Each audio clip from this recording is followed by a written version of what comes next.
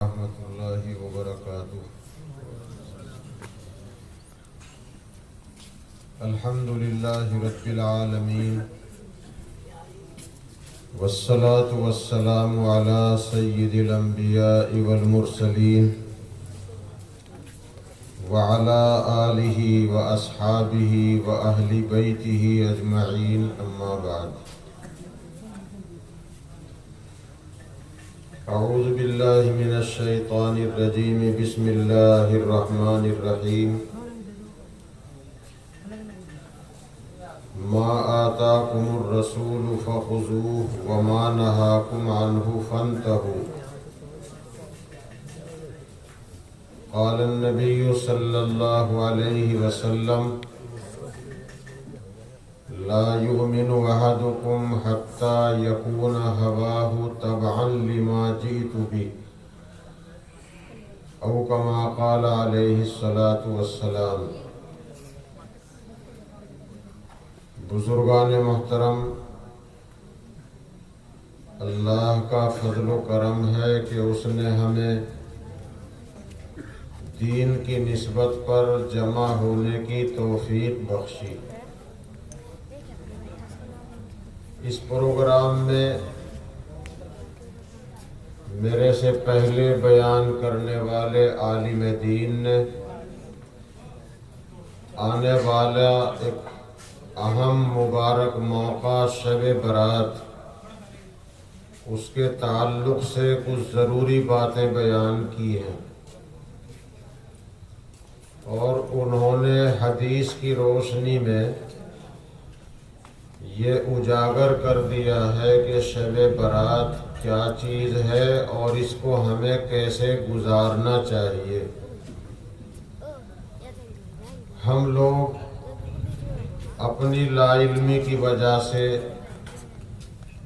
اہل سنت و جماعت، سنی، حنفی، بریلوی، دیوبندی مسلمان شب برات کو تہوار سمجھتے رہے، جبکہ یہ تہوار نہیں ہے۔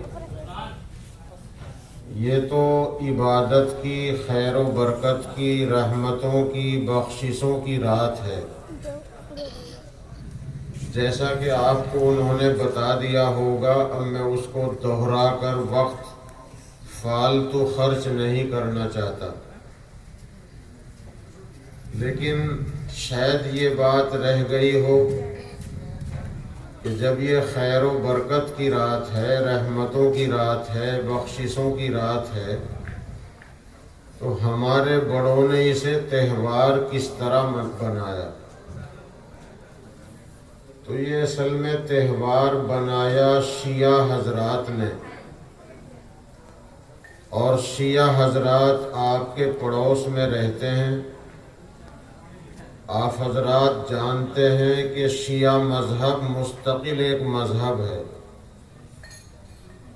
یہ جو سنی، حنفی، بریلوی اور دیوبندی ہیں، یہ تو مسلک کے اعتبار سے حنفی ہیں۔ ان کے 4 امام ہیں: امام ابو حنیفہ، امام مالک، امام شافعی، امام احمد ابن حنبل رحمت اللہ علیہم۔ ہمارے سنیوں کے 4 امام ہیں، اور شیعہ حضرات 12 امام مانتے ہیں۔ وہ جو 12 امام ہیں ان میں سے ایک تو فرضی ہیں، اور جو 11 ہیں وہ ہمارے بھی بزرگ ہیں، اس لیے کہ ان میں سے کچھ تو اہل بیت ہیں، رسول پاک صلی اللہ علیہ وسلم کے خاندان سے، گھرانے سے تعلق رکھتے ہیں، اور نبی کے گھرانے کے لوگ اہل بیت کہلاتے ہیں۔ صرف 5 تن پاک کو اہل بیت نہیں کہا جاتا کہ 5 نعرے 5 تن کے، ایک نعرہ حیدری یا علی، یہ اہل سنت کا نعرہ نہیں، یہ شیعہ حضرات کا نعرہ ہے۔ اس لیے کہ اہل سنت و جماعت سنی، حنفی، دیوبندی، بریلوی مسلمان صرف پنجے تن کو ہی نہیں بلکہ سارے صحابہ کو مانتے ہیں، سارے نبیوں پر ایمان رکھتے ہیں، سارے صحابہ سے محبت رکھتے ہیں، سارے ولیوں کو مانتے ہیں، اور یہ بھی شناخت رکھتے ہیں کہ کون صحابی ہے اور کون ولی ہے، اور اہل بیت کون ہے۔ قرآن پاک کے 22ویں پارے کے پہلے رکوع میں اللہ تعالیٰ نے نبی اکرم صلی اللہ علیہ وسلم کی پاک بیویوں کو اہل البیت کہا ہے۔ نبی کی بیویاں نبی کے اہل بیت ہیں، اہل بیت گھر والے۔ قرآن کی 22ویں پارے کے پہلے رکوع کی آیت میں نبی کی بیویوں کو اہل بیت کہا گیا ہے، اور حدیث میں ہے کہ رسول پاک صلی اللہ علیہ وسلم نے حضرت علی کو، حضرت فاطمہ کو، حضرت حسن حسین کو اپنے پاس بٹھایا، ان کے اوپر ایک چادر ڈالی اور اللہ سے دعا فرمائی، یا اللہ یہ بھی میرے اہل بیت ہیں۔ تو ان حضرات کا اہل بیت ہونا حدیث سے ثابت ہے، اور نبی کی ساری بیویوں کا اہل بیت ہونا قرآن سے ثابت ہے۔ اس لیے اہل سنت و جماعت جو قرآن کو بھی، سنت کو بھی، حدیث کو بھی دلیل مانتا ہے اور اولیاء اللہ پر یقین رکھتا ہے، ان سنی مسلمانوں کے یہاں بیویاں بھی اہل بیت ہیں، اور پنجتن پاک جن بزرگوں کو کہا گیا ہے وہ بھی اہل بیت ہیں۔ ایسا نہیں کہ صرف پنجتن پاک اہل بیت ہیں اور باقی کوئی اہل بیت نہیں۔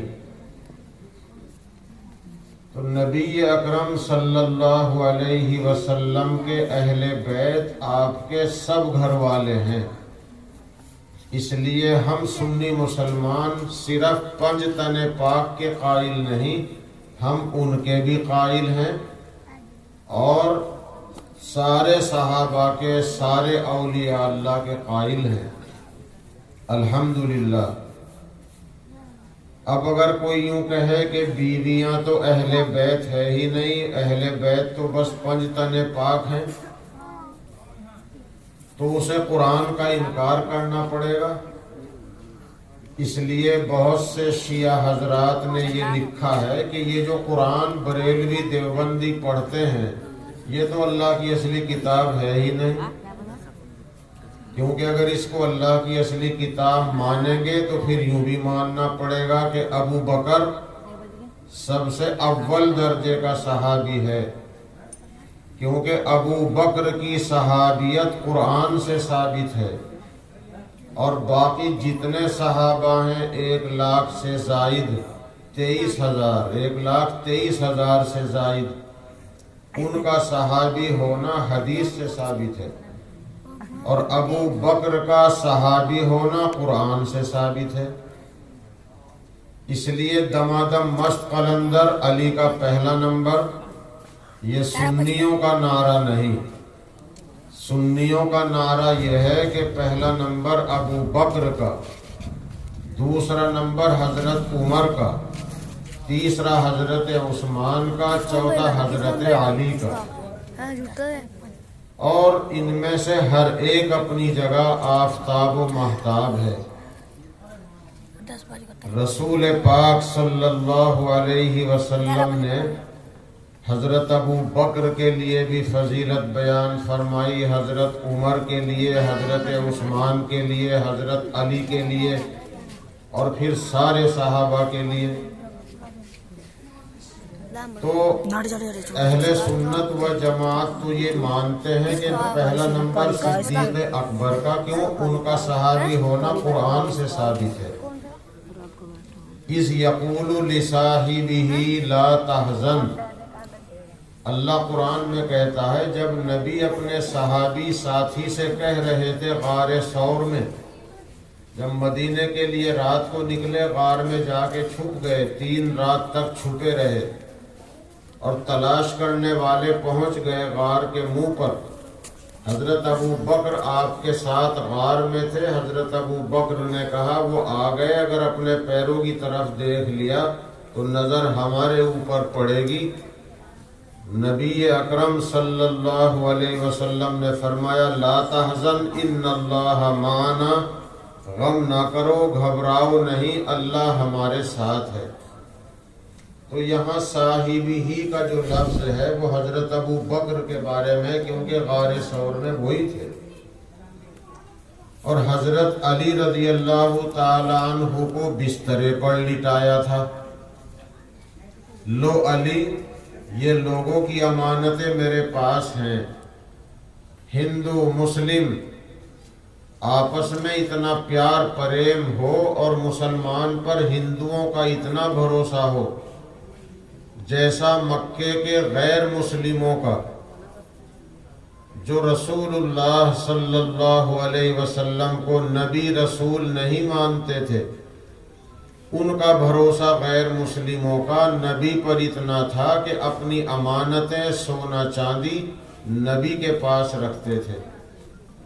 تو آپ نے حضرت علی سے کہا علی، یہ لوگوں کی امانتیں ہیں، یہ فلاں فلاں کی امانتیں ہیں، ان کی ادا کر دینا اور تم بھی چلے آنا، میں اور ابو بکر جا رہے ہیں۔ انہیں بستر پہ لٹا دیا اور یہ کہا میری چادر اوڑھ کے لیٹ جاؤ، غم نہ کرنا، تمہیں کوئی نقصان نہیں پہنچے گا۔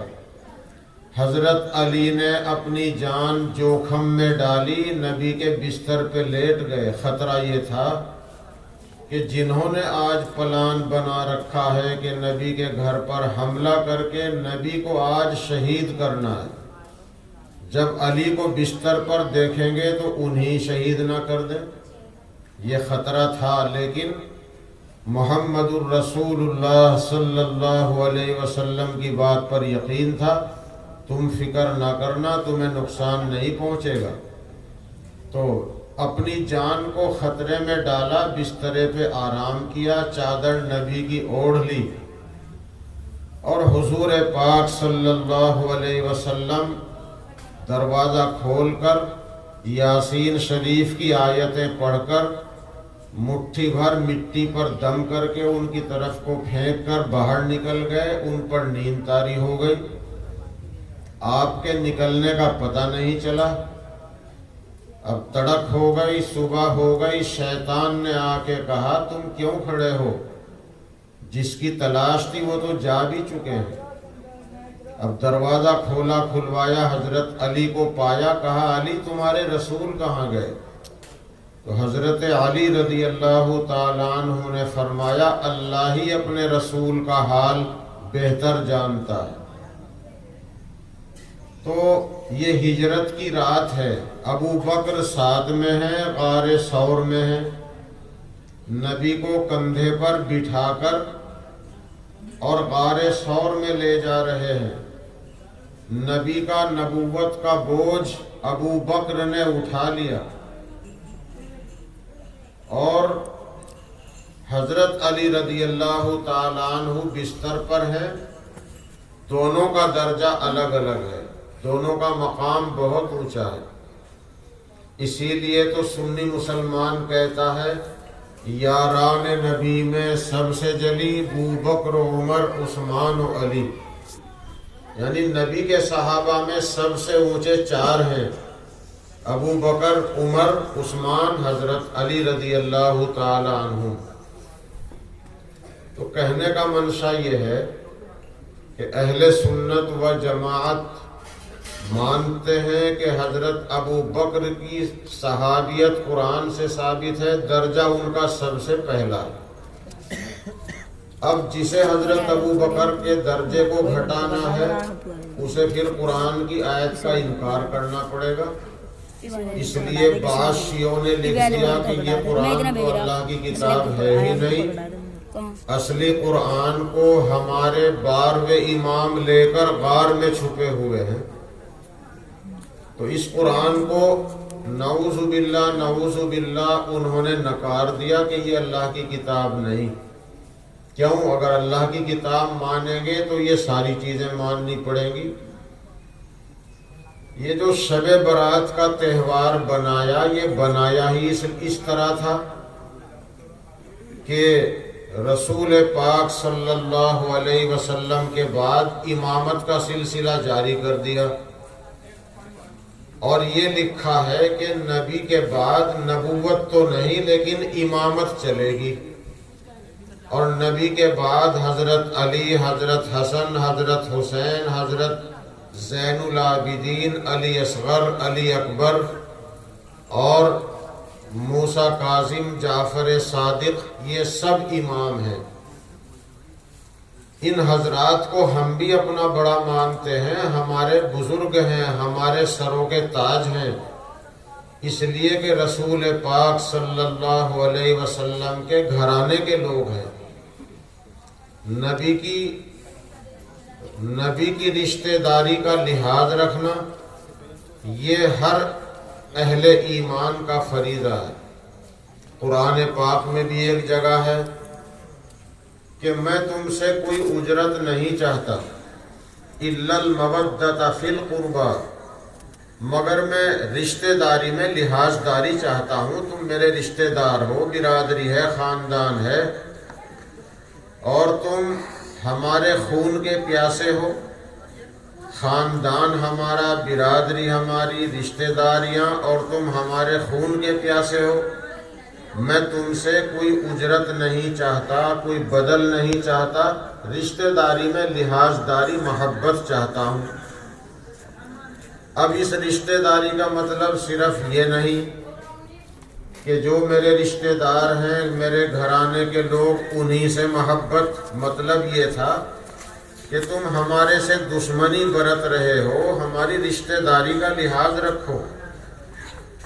لیکن جیسے آج رشتہ داری توڑوائی جاتی ہیں، ان کے جنازے میں شریک نہ ہو، جنازے کی نماز پڑھ لو گے ایمان سے خارج ہو جاؤ گے، بیاہ شادی نہ کرو، جیسے آج رشتے توڑوائے جا رہے ہیں برادری میں، یہ حال ان کا تھا۔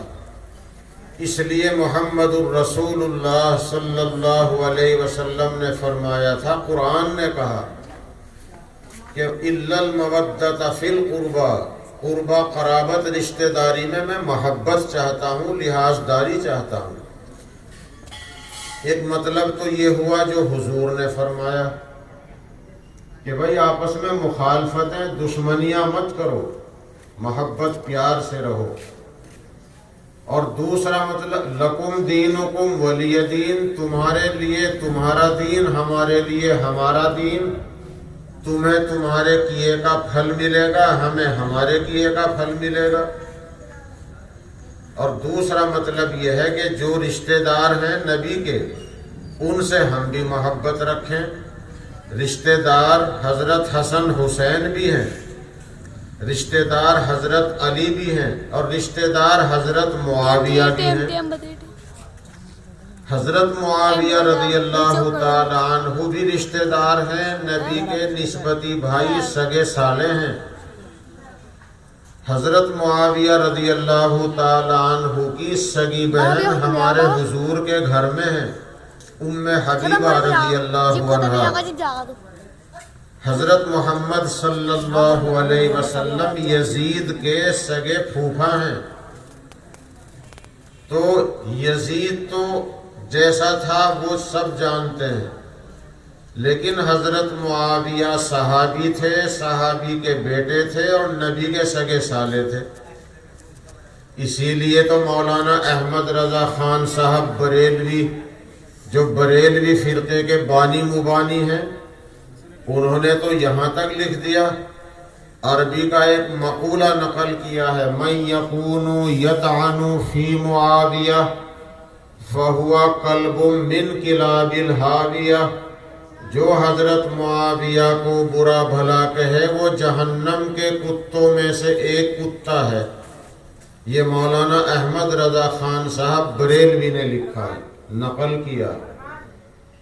مولانا احمد رضا خان صاحب بریلوی سے کسی نے پوچھا، حضور خلفائے راشدین بتائیے کون کون ہیں؟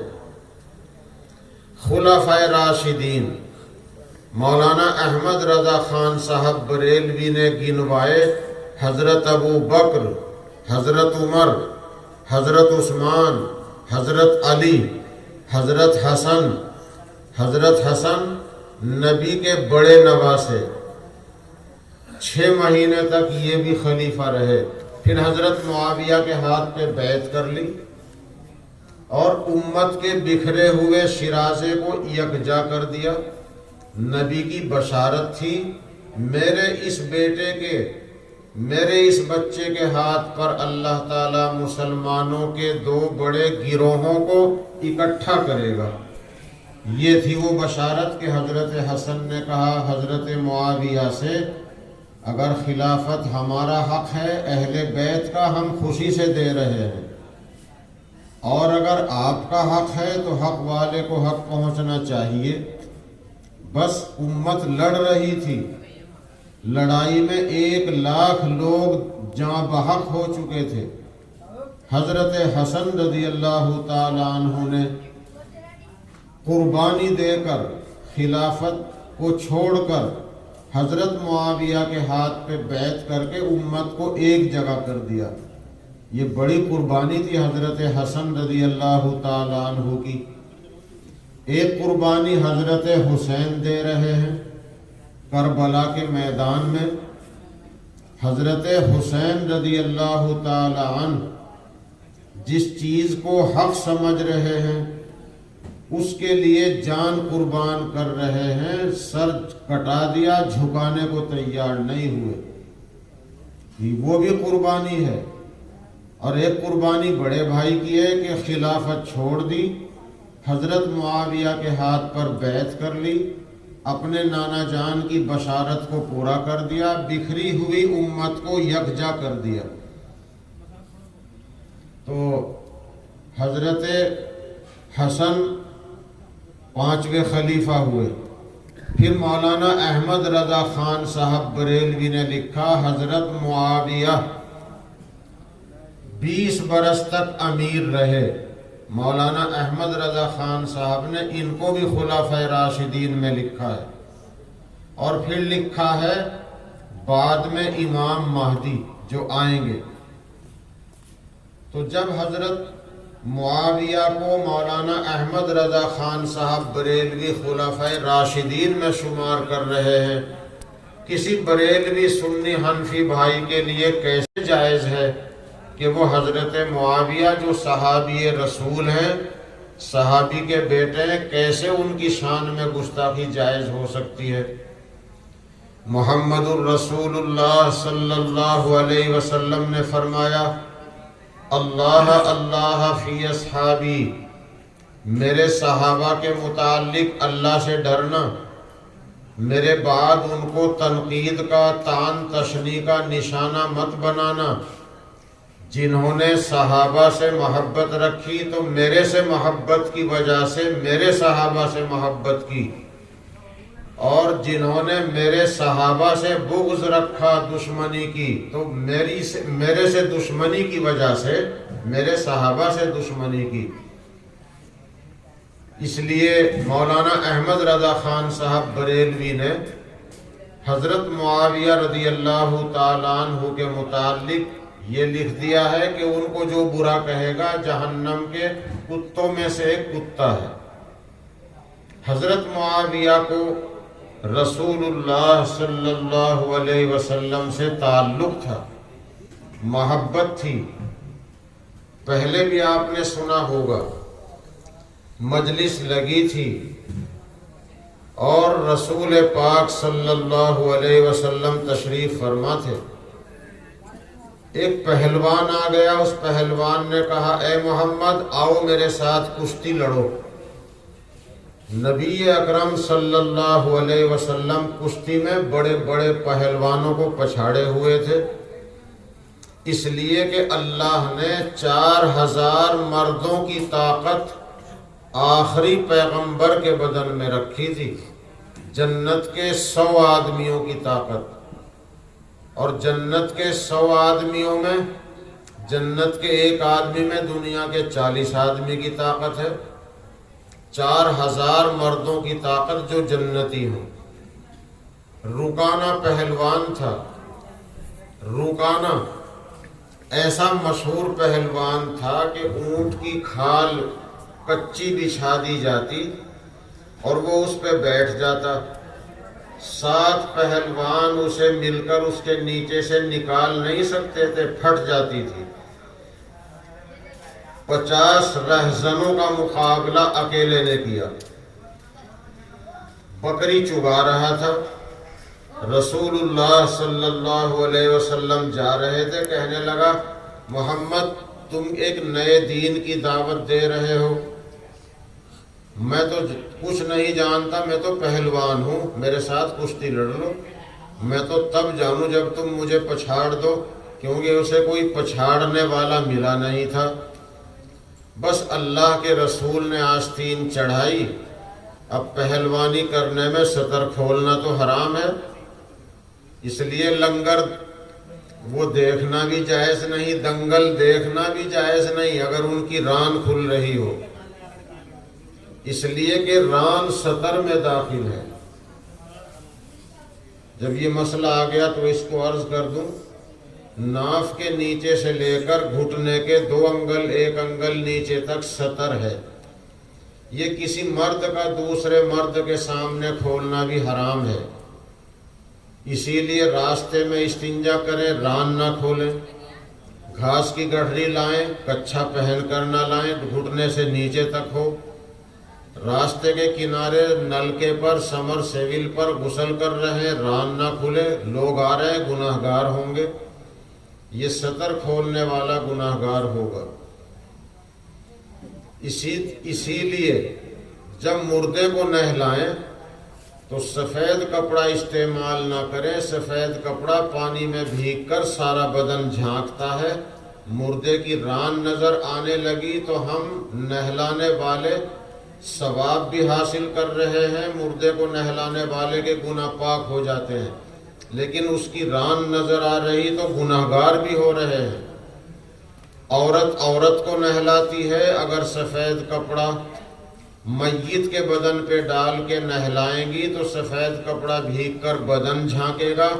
عورت کے لیے بھی ناف سے لے کر گھٹنے کے کچھ نیچے تک یہ ران گھٹنے دیکھنا عورت کا بھی عورت کے لیے منع ہے، حرام ہے، اس لیے نہلانے کے لیے سفید کپڑا نہ استعمال کریں، رنگین کپڑا خریدیں یا گھر میں رکھا ہوا اٹھا لیں تاکہ بے پردگی نہ ہو۔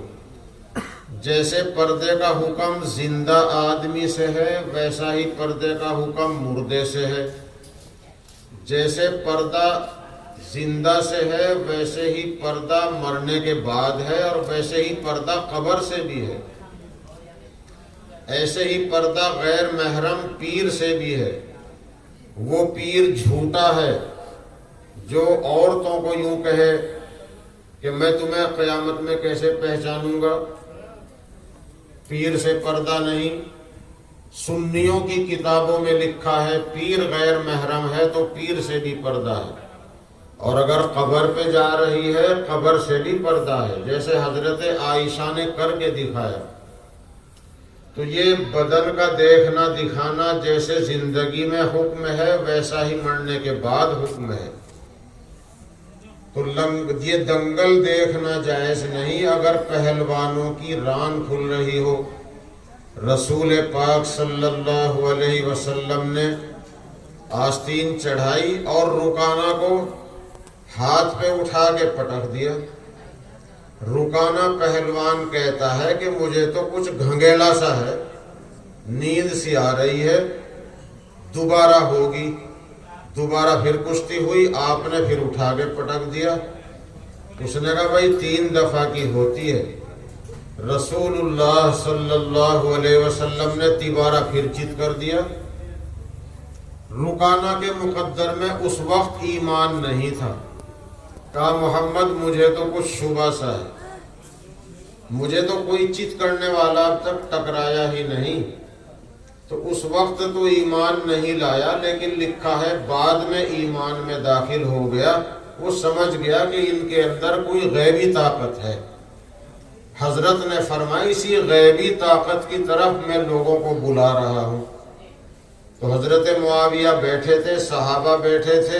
ایک پہلوان نے کہا اے محمد آؤ کشتی لڑ لیں۔ آپ نے جواب نہ دیا، دوبارہ پھر کہا، آپ نے جواب نہ دیا، تیبارہ کہا، تو حضرت معاویہ کو جوش آ گیا اور حضرت معاویہ نے کہا ارے او اللہ کے دشمن، آپ پہلے کشتی میرے ساتھ لڑ، رسول اللہ صلی اللہ علیہ وسلم کے ساتھ بعد میں لڑنا۔ تو حضور نے دعا دی اللہم اجعلہ ہادیا مہدیا واہدی بہ۔ حضرت معاویہ کو، اپنے سگے سالے کو حضور دعا دے رہے ہیں۔ اور حضرت معاویہ کا جب انتقال ہوا ہے، رسول پاک صلی اللہ علیہ وسلم کو دنیا سے پردہ کیے ہوئے 50 سال گزر چکے تھے۔ ہمارے نبی نے دنیا سے پردہ کیا ہے سن 11 ہجری میں، اور وہ سن 11 ہجری ربیع الاول کا مہینہ 12 تاریخ، جس میں ہمارے بہت سے بھائی خوشیاں مناتے ہیں۔ ربیع الاول کی 12 تاریخ، جسے 12 وفات کہتے ہیں، کتنے ہمارے بھولے بھالے بھائی نبی کی وفات کی تاریخ میں خوشیاں مناتے ہیں۔ ڈی جے بجتا ہے، جلوس نکلتا ہے، ڈانس ہوتا ہے، جشن منایا جاتا ہے۔ مولانا احمد رضا خان صاحب بریلوی نے لکھا ہے نبی کی پیدائش کی تاریخ 8 ہے، وفات 12 میں ہے۔ انہوں نے تو اتنا لکھ بھی دیا، اور دنیا کا کوئی عالم بتاتا ہی نہیں کہ محمد الرسول اللہ صلی اللہ علیہ وسلم کی پیدائش کی تاریخ کون سی ہے۔ یہ خدا کا نظام ہے، خدا پاک نے ساری امت کے سینے سے نکال دیا۔ نبی کی پیدائش کی تاریخ کو امت بھول گئی تاکہ جنم دن نہ منے۔ یہ اسلامی چیز نہیں۔ سیاسی پارٹیاں اپنے بڑوں کے جنم دن مناتی ہیں، برسیاں مناتی ہیں۔ جو ہمارے بھائی سیاست میں، وہ ان کے پروگراموں میں شریک بھی ہو جاتے ہیں، لیکن یہ اسلامی چیز نہیں۔ مسلمان کے لیے برتھ ڈے، جنم دن، برسی یہ کوئی چیز نہیں۔ اور تیجا 40واں 10واں اسے ہم نے خوشی کا دن بنا رکھا ہے، وہ صدقہ ہے۔ تیسرے 10ویں 40ویں دن 11ویں میں جو کچھ کھانا کھلایا جاتا ہے وہ صدقہ ہے، غریبوں کا حق ہے، صدقہ مالدار کے لیے نہیں۔ مگر ہم نے اپنے حلوے اور کھیر کے چکر میں قوم کو صحیح رستہ دکھایا ہی نہیں، دکھلانا ہی نہیں چاہا۔ اللہ پاک ہمیں روزی روٹی دے گا تب بھی جب کہ ہم قوم کو صحیح بات بتائیں۔ اللہ تعالیٰ صراط مستقیم پر چلتے رہنے کی توفیق عطا فرمائے۔ تو حضرت معاویہ کا انتقال ہوا ہے نبی کے دنیا سے پردہ کرنے کے 50 سال کے بعد۔ نبی نے دنیا سے پردہ کیا ربیع الاول کی 12 تاریخ اور سن 11 ہجری، اور حضرت معاویہ کا انتقال ہوا ہے 50 ہجری رجب کی 22، جس میں کنڈے بھرے جاتے ہیں۔ وہ کنڈے حضرت معاویہ کی وفات کی خوشی میں ہیں۔ سمجھ لو سنی مسلمانوں، ایک صحابی رسول کی وفات پر خوشی، جیسے نبی کی وفات کی تاریخ میں خوشی۔ سنی مسلمان کتنا بھولا بھالا، اس بیچارے کو جیسے کسی نے نبی کی محبت کا لبادہ اوڑھ کر بہکا دیا، بس ہم بہکائے میں آ گئے۔ سیدھے سادے بھولے بھالے ہیں، اس لیے کہ مسلمان یقین رکھتا ہے کہ مسلمان جھوٹ نہیں بولتا، اور یہ تو ویسے بھی ہری پگڑی والا ہے، اس نے تو ہری پگڑی باندھ رکھی ہے، نبی کے گنبد کا رنگ ہرا ہے۔ یہ تو اتنا عاشق رسول ہے کہ اس نے تو نبی کے گنبد کا رنگ اپنا کر پگڑی ہی ہری باندھ لی۔ صرف پگڑی باندھنے سے نبی کی محبت ظاہر نہیں ہوتی، سنتوں پر عمل کرنے سے نبی کی محبت کا دعویٰ سچا ثابت ہو سکتا ہے، جیسے ہمارے بزرگوں نے کر کے دکھایا۔ تو خیر 12 تاریخ ربیع الاول سن 11 اور حضرت معاویہ کی وفات ہے 22 رجب سن 50 ہجری، نہیں سن 61 ہجری، سن 61 ہجری، 50 سال کا فاصلہ ہے۔ جب حضرت معاویہ کی وفات قریب آئی، ایک پڑیا نکال کے گھر والوں کو دی اور یہ کہا، لو اس پڑیا کے اندر میرے بہنوئی کے، میرے محبوب صلی اللہ علیہ وسلم کے ناخن ہیں، اندازہ کر لو کہ میں نے انہیں کتنے چوکس رکھے ہوں گے، 50 سال ہو گئے انہیں دنیا سے پردہ کیے ہوئے۔ یہ میرے نبی کے ناخن ہیں، میرے سامنے انہوں نے ناخن کاٹے تھے، میں نے تبرک سمجھ کے رکھ لیے تھے، مجھے جب قبر میں رکھا جائے تو یہ ناخن میرے منہ میں رکھ دیں۔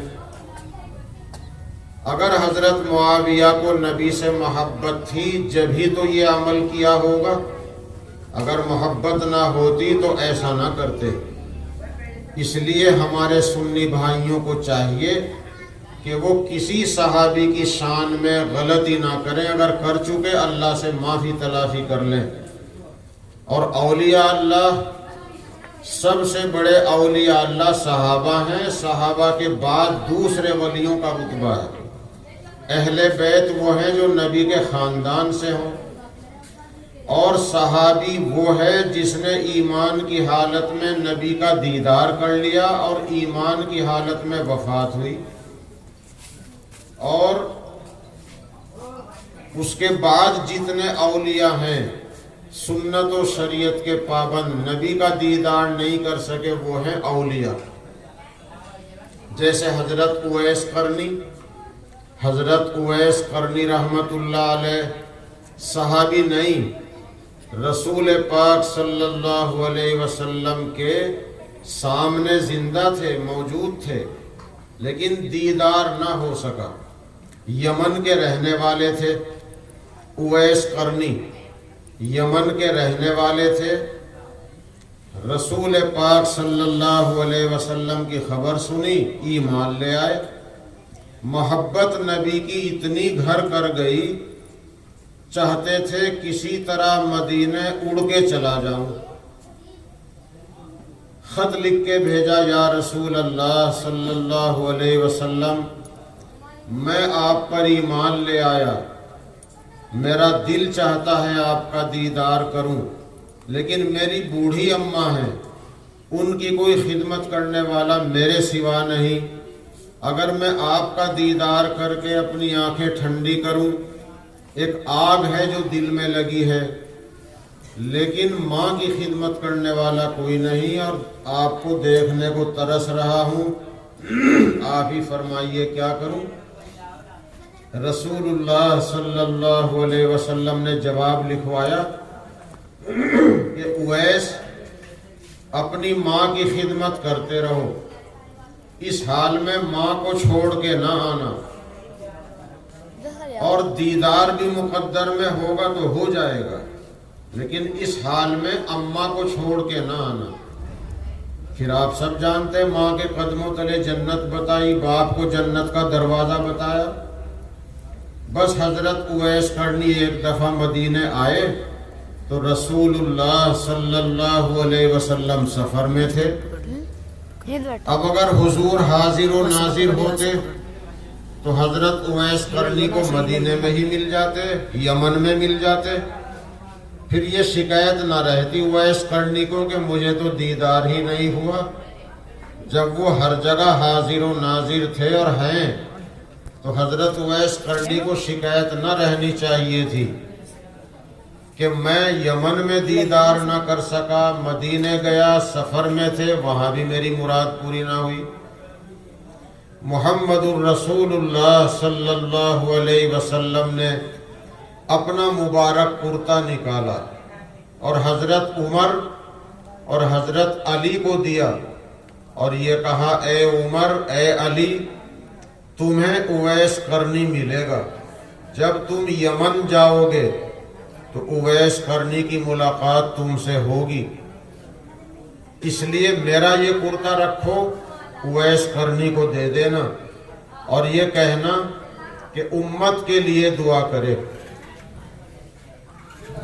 رسول پاک صلی اللہ علیہ وسلم کی بشارت کے مطابق جب ان کا سفر ہوا تو یمن کے اندر گئے، پتہ چلایا اویس قرنی مل گئے جنگل کی طرف۔ بس حضور پاک صلی اللہ علیہ وسلم کا سلام کہا، آپ کا مبارک کرتا دیا اور کہا حضور نے یوں کہا تھا امت کے لیے دعا بھی کریں۔ بس اویس قرنی تو کرتا لے کر الگ ہو گئے، دعا کرنے لگے۔ ان حضرات کو تقاضا تھا، بہت دیر ہو گئی تو حضرت علی نے کہا، ان حضرات کو تقاضا تھا کہ ہمیں اجازت دیجئے ہم چلتے ہیں۔ تو حضرت اویس قرنی رحمت اللہ علیہ نے کہا کہ آپ لوگوں نے مجھے چھیڑنے میں جلدی کی، میں دعا میں لگ رہا تھا، میں اللہ سے ضد لگائے ہوئے تھا، یا اللہ تیرے محبوب نے میرے لیے کرتا بھیجا، میں اس کرتے کو نہیں پہنوں گا جب تک امت کی مغفرت کا وعدہ نہ ہو جائے۔ لیکن ہوتا وہ ہے جو منظور خدا ہو، کیونکہ ساری امت تو بخشی نہیں جائے گی، امت میں تو ماننے والے بھی ہیں نہ ماننے والے بھی ہیں، اس لیے کہ دنیا میں نبی کے تشریف لانے کے بعد سارے انسان انہی کی امت میں ہیں، اب کوئی مانے یا نہ مانے تو سب کی تو بخشش نہیں، اللہ نے جہنم کو بھی بنا رکھا ہے، اللہ اس سے ہماری حفاظت فرمائے۔ اس لیے حضرت عمر حضرت علی نے جب ان سے اجازت چاہی تو یہ بات کہی کہ تم نے مجھے چھیڑ دیا، میں تو اللہ سے ضد لگائے ہوئے تھا۔ تو یہ ہے حضرت اویس قرنی کا رتبہ کہ ہمارے نبی بھی دعا کے لیے کہلوا رہے ہیں، امت کے لیے دعا بھی کرائیو۔ مگر اویس قرنی ولی تو ہے، صحابی نہیں، کیونکہ دیدار نہیں ہو سکا۔ جس کو دیدار ہو گیا زندگی میں رسول اللہ صلی اللہ علیہ وسلم کا ایمان کی حالت میں، وہ صحابی ہے، وہ سارے ولیوں میں بڑا ولی ہے۔ اور اس کے بعد جن کو دیدار نہیں ہوا پھر وہ سارے اولیاء اللہ بعد میں ہیں، جیسے حضرت خواجہ معین الدین چشتی اجمیری رحمت اللہ علیہ حج کے لیے تشریف لے گئے۔ اب ہم جیسے لوگوں نے سیدھے سادے عوام کو کہہ دیا 7 دفعہ کلیئر چلے جاؤ، 1 دفعہ اجمیر کی حاضری دے دو، تمہارا حج ہو گیا۔ اور حضرت خواجہ صاحب رحمت اللہ علیہ حج کے لیے گئے وہاں جہاں حج ہوتا ہے۔ حضرت خواجہ کو مدینہ جانے کے بعد حکم ملا کہ آپ بھارت چلے جاؤ، بھارت میں جاؤ، ہمیں تم سے کام لینا ہے۔ حضرت خواجہ معین الدین چشتی اجمیری رحمت اللہ علیہ نبی کے در سے حکم پا کر خواب میں اور حج کے کاموں سے فارغ ہونے کے بعد 40 آدمیوں کو لے کر بھارت آئے، اور بھارت میں پہلے سے اسلام اور ایمان آ چکا تھا، لیکن حضرت خواجہ صاحب رحمت اللہ علیہ جب اندر تک آئے ہیں بھارت میں تو لاکھوں آدمیوں نے، ہمارے بڑوں نے اسلام قبول کیا، ان کی سچائی کو دیکھ کر، ان کی شرافت کو، ولایت کو دیکھ کر۔ حضرت خواجہ صاحب اپنی جماعت کو لے کر راجستھان اجمیر کے علاقے میں پرتھوی راجا تھا، تو وہاں ایک درخت کے سائے میں بیٹھ گئے۔ لوگوں نے کہا یہاں سے اٹھو، یہاں تو راجا کے اونٹ بیٹھتے ہیں۔ حضرت خواجہ صاحب نے کہا چلو بھائی اٹھ جاؤ، راجا کے اونٹ بیٹھتے ہیں تو وہی بیٹھیں۔ اپنے ساتھیوں کو دھوم میں بٹھا لیا اور حضرت خواجہ اجمیری رحمت اللہ علیہ نے پھر بھانپ لیا کہ جادو کے زور سے کوئی پہاڑ کی چٹان آ رہی ہے. ایک جادوگر جے پال نام کا جوگی پہاڑ کی چٹان بھیج رہا ہے کہ جہاں وہ درویش بیٹھا ہے اپنے آدمیوں کو لے کر ان پہ جا کے گر جائے. حضرت خواجہ اجمیری رحمت اللہ علیہ نے ایک لکیر کھینچ دی، ایک حصار کھینچ دیا اور ساتھیوں سے کہا اس حصار کے اندر رہنا، باہر نہیں نکلنا. اور جب وہ چٹان آئی ہے جادو کے زور سے، جیسے آپ لوگ کہہ دو جی چوکی چھوڑ دی، اللہ حفاظت فرمائے. جادو برحق ہے، اس کا اثر ہو جاتا ہے، ہمارے نبی پر بھی ہوا، اللہ ہم سب کی حفاظت فرمائے. تو حضرت خواجہ نے کہا اری چٹان اگر تو اللہ کی بھیجی ہوئی ہے تو آجا ہم تیار ہیں، اور اگر تو کسی ناپاک سفلی عمل سے آ رہی ہے تو میرے ساتھیوں پر سایہ نہیں، شامیانے کی طرح قائم ہو جا کہ میرے ساتھیوں پہ چھاں ہو جائے. تو حضرت خواجہ کی کرامت اور ان کی برکت کے وہ چٹان آسمان و زمین کے بیچ میں معلق ہو گئی. جیسے آپ کا شامیانہ، اس میں تو یہ ستون ہے، اس میں ستون بھی نہیں تھا. اس کے بعد نماز پڑھنی تھی، اس لیے کہ نماز کے بغیر ولایت نہیں ملتی. جو نماز نہ پڑھے یوں ہے میں تو مدینہ میں پڑھتا ہوں، میں تو مکے میں پڑھتا ہوں، تو جھوٹا ہے، فریبی ہے. رسول اللہ صلی اللہ علیہ وسلم کے اوپر تو 6 نمازیں فرض تھی، 1 سال تک تہجد بھی فرض تھی، اور ہمارے اوپر تو 5 ہی فرض ہیں. اور ہم میں سے کوئی کہنے لگے کہ بس فقیر کی نماز تو دل سے ہوتی ہے، یہ دکھاوے کی تو تم ہی پڑھتے رہو. رسول اللہ صلی اللہ علیہ وسلم نے، صحابہ نے، اولیاء اللہ نے نماز پڑھ کے دکھائی. حضرت صابر صاحب رحمت اللہ علیہ کا حال کیا تھا، دنیا کی خبر نہیں تھی، لیکن ان کے جو خادم تھے جنہوں نے کفن دفن کیا، جنہوں نے جنازے کی نماز پڑھائی، خواجہ شمس الدین ترک پانی پتی رحمت اللہ علیہ، ان کی ڈیوٹی تھی شمس الدین نماز کے ٹائم میرے کان میں کہہ دیا کر کہ نماز کا ٹائم ہو گیا. نماز پڑھتے تھے، نیت باندھتے تھے، کبھی پوری ہو گئی کبھی نہیں ہوئی، خبر ہی نہیں رہی، لیکن قصداً نماز نہیں چھوڑی. اب حضرت خواجہ صاحب کے لیے نماز کا ٹائم آیا، وضو کہاں کریں؟ انا ساگر نام کا کوئی تالاب تھا، پانی لینے بھیجا، پرتھوی راج کے لوگوں نے منع کر دیا. تو انہوں نے فرمایا غصے میں جاؤ پانی لے کے آؤ. بس ایک چھاگل میں جو پانی لیا تو سارا انا ساگر اسی میں آ گیا. اب نہ ان کے لیے پانی بچا، نہ ان کے جانوروں کے لیے پانی بچا. یہ حضرت کی کرامت تھی. پھر معافی تلافی کرنی پڑی، اور پھر انہوں نے وہ پانی اس میں ڈلوایا تو اللہ نے پھر اس میں پانی بھر دیا. حضرت خواجہ صاحب رحمت اللہ علیہ کے متعلق جے پال جوگی کو بتایا گیا، وہ کہیں پہاڑی علاقے میں تھا. وہ پہلے تو اس نے وہ چٹان بھیجی، اس کے بعد وہ خود آیا تو حضرت خواجہ صاحب رحمت اللہ علیہ کے سامنے اپنی بڑائی جتانے کے لیے ہوا میں اڑنے لگا. اللہ پاک کسی کی محنت کو رائے گا نہیں کرتا. اگر جوگی غیر مسلم بھائی بھی کوئی محنت تپسیا کرے گا، خدا اس کی بھی محنت کو رائے گا نہیں جانے دیتا، اسے بھی کمال مل جاتا ہے. لیکن وہ ارہاس ہے، جادو ہے، اور اللہ کے مومن بندے کے ہاتھ پہ کوئی ایسی چیز ظاہر ہو وہ کرامت ہے، نبی کے ہاتھ پہ ظاہر ہو وہ معجزہ ہے. بس یہ ہوا میں اڑنے لگا. اب حضرت کے پیروں میں تو کھڑاؤں تھی. وہ ہمارے کچھ آج بھی کچھ سادھو سنت لوگ کھڑاؤں پہنتے ہیں.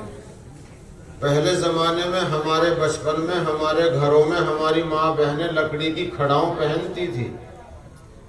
تو وہ جو کھڑاؤں حضرت خواجہ کے پیر میں تھی، پہڑی کہتے تھے اس کو، حضرت نے اپنی پہڑیوں سے کہا کہ ایک تو اس کی گردن کو پکڑے، دوسری اس کے سر پہ بجے۔ وہ ہوا میں اڑ رہا ہے، حضرت کی جوتیاں جا رہی ہیں، ایک نے گردن کو پکڑا، ایک سر پہ بج رہی، اور اسے لا کے حضرت خواجہ کے قدموں میں ڈال دیا۔ سمجھ گیا کہ خواجہ کے پاس جادو نہیں، یہ کوئی غیبی طاقت ہے۔ اللہ نے مقدر میں ایمان لکھا تھا، ایمان قبول کیا، عبداللہ نام رکھا گیا۔ یہ حضرت خواجہ معین الدین چشتی اجمیری رحمت اللہ علیہ صحابی نہیں، ولی تھے۔ ولیوں میں صحابہ کا مقام اونچا ہے، کیونکہ انہوں نے رسول اللہ صلی اللہ علیہ وسلم کا دیدار کر رکھا ہے۔ ایک نظر سے نبی کو ایمان کی حالت میں دیکھ لیا، وہ صحابی بن گیا، ان کا مقام سب سے اونچا۔ تو خیر بات چلی تھی کہاں سے؟ ہم سارے نبیوں پر ایمان رکھتے ہیں، سارے صحابہ کی عظمت الحمدللہ دلوں میں ہے، سارے ولیوں کی عقیدت ہے۔ اس لیے ہم سنی بھائیوں کو سوچ سمجھ کر اپنی زندگی میں تبدیلی لانے کی ضرورت ہے۔ یہ شب برات ہمارا تہوار نہیں، عبادت کی، برکت کی، رحمت کی رات ہے۔ حلوے پکانا، پٹاخے چلانا، یہ تو شیعہ بھائیوں کا تہوار ہے۔ انہوں نے نبوت کے بعد امامت کا سلسلہ جاری کیا۔ انہوں نے سوچا اگر ہم نے کہا حضرت علی نبی ہیں، حسن نبی ہیں، حسین نبی ہیں، تو کون مانے گا؟ سب جانتے ہیں کہ خاتم الانبیاء محمد الرسول اللہ صلی اللہ علیہ وسلم ہے۔ تو انہوں نے کہا بھائی نبوت تو ختم، لیکن امامت جاری ہے، اور امام کا رتبہ اتنا بڑا ہے کہ جس چیز کو چاہے حلال کر دے، جس چیز کو چاہے حرام کر دے، جبکہ یہ اتھارٹی نبی کے پاس بھی نہیں۔ نبی اللہ کی حرام کی ہوئی چیزوں کو حرام بتاتا ہے، اللہ کی حلال کی ہوئی چیزوں کو حلال بتاتا ہے۔ انہوں نے لکھا کہ امام کو اتنی اتھارٹی، اتنا ادھیکار ہے، جس چیز کو چاہے حلال کرے، جس چیز کو چاہے حرام کرے۔ انہوں نے لکھا ہے کہ امام ماں کی ران سے پیدا ہوتا ہے، پیٹ سے پیدا نہیں ہوتا، تاکہ یوں کہہ سکے دیکھو امام کا رتبہ نبی سے بڑھ گیا۔ نبی تو انسان ہے، نورانی بشر ہے، نور بھی ہے، بشر بھی ہے۔ نبی تو انسانوں کی طرح ماں کے پیٹ سے پیدا ہوا، اور امام تو ران سے پیدا ہوا ہے۔ امام کا رتبہ نبی سے بڑھانے کے لیے امام جیسے سامنے دیکھتا ہے، پیچھے بھی ایسا ہی دیکھتا ہے، یہ ان کی کتابوں میں ہے۔ تو اب یہ سلسلہ کبھی تو روکنا ہی تھا۔ کسی سن میں، کسی صدی میں، شعبان کے مہینے میں پلاننگ کے تحت اعلان کر دیا کہ بھئی آخری امام جو 12ویں امام ہیں وہ پیدا ہو گئے۔ لوگوں نے کہا 12ویں امام کہاں ہیں؟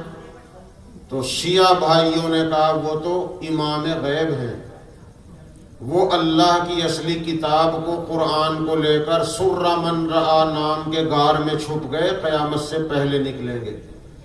وہ امام غیب ہیں، یعنی فرضی ہیں۔ اس لیے جب آخری امام پیدا ہو گیا، لوگوں پٹاخے چلاؤ، اس خوشی میں پٹاخے چلاؤ کہ آخری امام آ گیا۔ ہار جیت کی خوشی میں، بیاہ شادیوں میں پٹاخے چلانا خود حرام، پیسے میں آگ لگانا اور شب برات جیسی مقدس رات میں حرام کام کرنا اس کے گناہ کو اور بڑھاتا ہے۔ ہمارے بھائی آج کل شادیوں میں بہت آتش بازی کر رہے ہیں۔ اپنے پیسے کو اس طرح برباد کرنا جائز نہیں، اللہ کے یہاں جواب دہ ہونا پڑے گا۔ تو خیر، حلوے پکاؤ، مٹھائی تقسیم کرو، آخری امام پیدا ہو گیا، یہ ہے وہ تہوار۔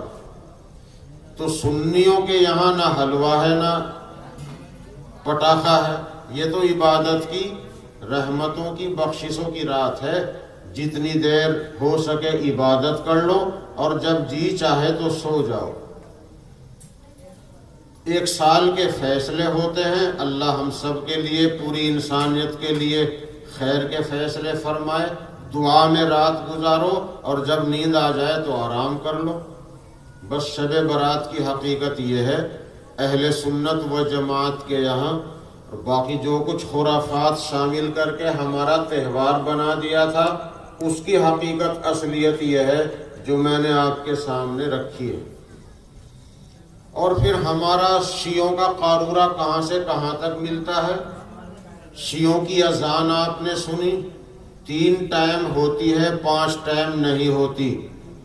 بریلویوں کی، دیوبندیوں کی اذان ایک، قرآن ایک، نبی ایک، اور امامت کا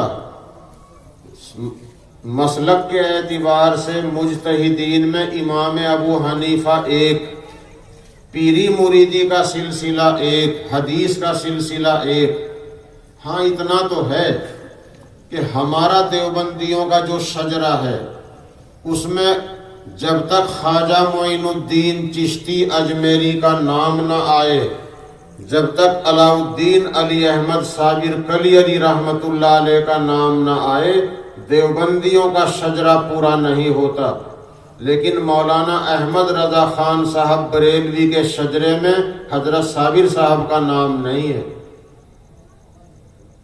عجیب بات ہے، جو صابری ہے وہ تو صابری نہ ہو، اور جس کے شجرے میں صابر صاحب کا نام بھی نہیں وہ سچا صابری ہے۔